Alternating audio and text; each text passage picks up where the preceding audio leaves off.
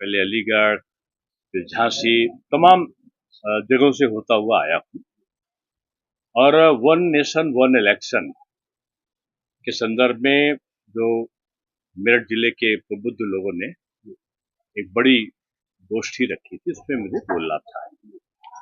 आज देश की आवश्यकता है कि अपव्ययों को रोका जाए, चुनाव में पारदर्शिता लाई जाए और पूरे 5 वर्ष चुनाव ही कराते रहें और डेवलपमेंट ना हो।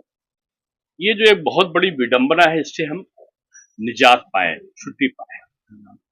और इसके लिए जो एक समिति माननीय पूर्व राष्ट्रपति जी की अध्यक्षता में बनी थी, वन नेशन वन इलेक्शन के संदर्भ में 18,000 से भी ऊपर पन्ने हैं जिसमें वो रिपोर्ट प्रस्तुत हुई है और 22,000 से ऊपर लोगों ने अपने मंतव्य दिए हैं। 47 राजनीतिक दलों से परामर्श हुआ है, जिसमें 32 राजनीतिक दलों ने वन नेशन वन इलेक्शन के समर्थन में अपना मंतव्य दिया है। 12 वो दल हैं जिनका काम केवल विरोध है और वो विरोध इसलिए नहीं करते, विरोध इसलिए करते हैं कि बीजेपी कोई अच्छा काम ना करने पाए। आज आचार संहिता जब जब चुनाव होते लगती है, प्रशासनिक कार्यों में बाधा होती है, बार बार इलेक्शन कराने से पुलिस को वहां जब डिप्यूट करना पड़ता है तो अपराधों पर नियंत्रण की जो प्रक्रिया है वो बाधा उसमें उत्पन्न होती है। बार बार जब चुनाव होता है तो जिला अधिकारी और अन्य अधिकारी चुनाव कामों में लगते हैं, जिससे प्रगति के जो काम है, डेवलपमेंट प्रोसेस है, वो बाधित होता है। इसलिए प्रधानमंत्री जी ने जैसे वक्फ अधिनियम को लाए, ट्रिपल तलाक को लाए, उसके बाद उन्होंने धारा 370 के संदर्भ में किया, एक व्यापक सुधार किए हैं। उसी की कड़ी में वन नेशन वन इलेक्शन है और कल ही बहुत बड़ी घोषणा हुई है। हमारे केंद्रीय मंत्रिमंडल ने जो जातीय जनगणना है वो सामान्य जनगणना के साथ में उसका उल्लेख करके उसको कराने का निश्चय किया है। कांग्रेस शासनकाल में सर्वे के आधार पर ये लोग जातियों को आपस में लड़ाने का और एक जिसको कहना चाहिए अव्यवहारिक तौर पे उसकी गणना का कार्य करते रहे, लेकिन बीजेपी की एक संवेदनशील और जवाबदेही सरकार है। इन्होंने एक पारदर्शिता लाने के लिए जनगणना में जाति का उल्लेख का एक विषय होगा और जब भी जनगणना पूरी होगी तो लोगों को पता चल सकेगा कौन सी जाति का कितनी संख्या है। मैं समझता हूँ ये भी एक क्रांतिकारी कदम है। जातिगत जनगणना मील का पत्थर साबित करने वाला फैसला है और जातिगत जनगणना होगी क्योंकि कांग्रेस भी लगातार मांग कर रही थी, समाजवादी पार्टी भी लगातार कह रही थी और नहीं, कांग्रेस मांग कर रही थी कह रहे हैं आप, जब उनके हाथ में सत्ता थी तो उन्होंने किया नहीं और जब करने की कोशिश पे दबाव पड़ा 1983 में ही चुनाव आयोग ने इंदिरा जी से कहा था कि आप वन नेशन वन इलेक्शन की प्रक्रिया को लाइए, कोई प्रस्ताव नहीं लाए।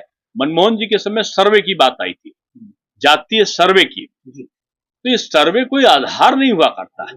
ये तो जब तक आप जनगणना के माध्यम से नहीं करेंगे तब तक आप नहीं पता कर सकते। वैसे जाति विहीन व्यवस्था एक डेवलपमेंट प्रोसेस हो, सब लोग भारतीय बने, ये हमेशा से प्राथमिकताओं में से रहता है। सरकार के लिए सब लोग चाहते हैं इस चीज को, लेकिन इसका विरोध करती रही है पहले दिन से। नहीं, भाजपा ने कभी विरोध नहीं किया, सर्वे का विरोध जरूर किया था। वो व्यक्ति के जिस व्यक्ति ने कटाक्ष किया था उन व्यक्ति को जवाब दिया गया, जो जाति जाति कह के लोगों को बांटना चाह रहे थे, उनसे जब उनकी जाति पूछी जाती है तो वो क्रोधित हो जाते हैं, इसलिए उस पर उन्होंने वो वक्तव्य दिया था। अगर हम बात करें पोस्टर पर भीमराव अंबेडकर और अखिलेश का सामने आया, उस पर आप क्या? अब देखिए, अंबेडकर जी को मोहरा बनाने से समाजवादी पार्टी को बचना चाहिए। वो न केवल संविधान निर्माता है बल्कि बहुत सारे भारतीयों की एक तरीके से वो अति सम्मान के पात्र हैं, इसलिए उनका उपहास उड़ाने से बचना चाहिए।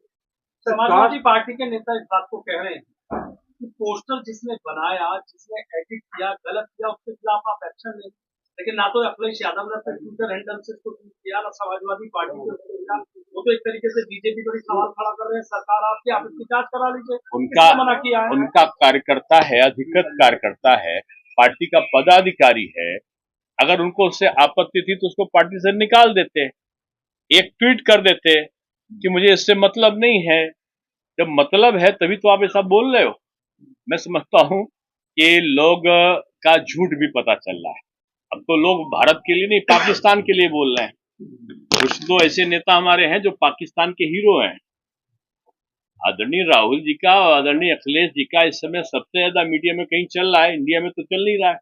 जो कुछ चल रहा है पाकिस्तान में चल रहा है। तो दोनों पाकिस्तान के हीरो इन्हें बता रहे हैं। नहीं नहीं, वहां पे चल रहा है इनका बहुत ज्यादा वीडियो। अब वो वीडियो क्यों चल रहा है ये तो आप जब सुनेंगे तो आपको पता चलेगा।